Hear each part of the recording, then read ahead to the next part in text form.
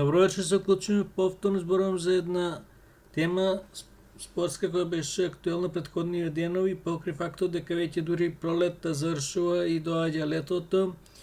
Изминатиот период се одржа ЕСП во хокеј во Шведска и Данска. Јас кажав кога правев анализа за нашите спортисти во зимските спортови за сезонава.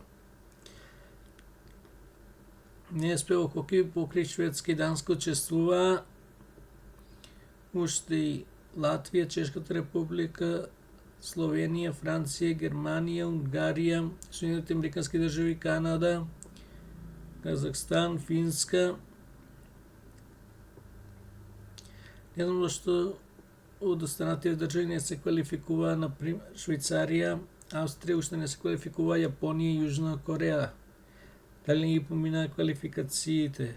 По Естонија и Литванија можеа тука. Полска, Исланд, добро, Норвешко е редовен учесник. Обединетото кралство, Република Ирска. Се играше во систем во групи па потоа елиминации, 8 на 4 полуфинале за трето место и финале. Преноси покрај од држави, покрај на телевизија од овие држави имаше во телевизии кои се спаѓаат во држави од северната хемисфера, полутопка,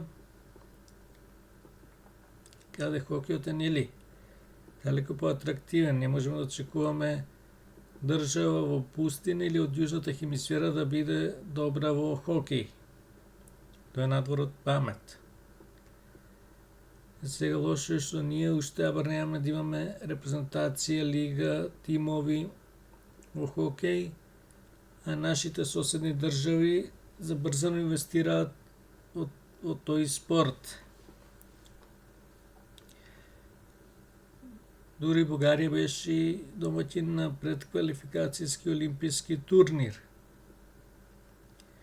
А ние треба да си имаме репрезентација, тимови, наши играчи кои ќе играат во домашното првенство, наши интернационалци кои ќе играат во странство и интернационалци во странство кои ќе играат кај нас, пренос на наша телевизија на наш јазик, редовно да учествуваме на ЕПА, ЕСПА и ЛОИ, односно ЗОИ, пардон, и не само да учествуваме, туку и да победуваме. Тука спаѓаат нели различни турнири и слично. Посекуваме дека ја кажав дека уште кој ќе се прави стратегија спорт и посекуваме дека во иднина ќе се коригира, дека ќе оди работата на подобро. А дали ќе е така останува да видиме. До тогаш поздрав.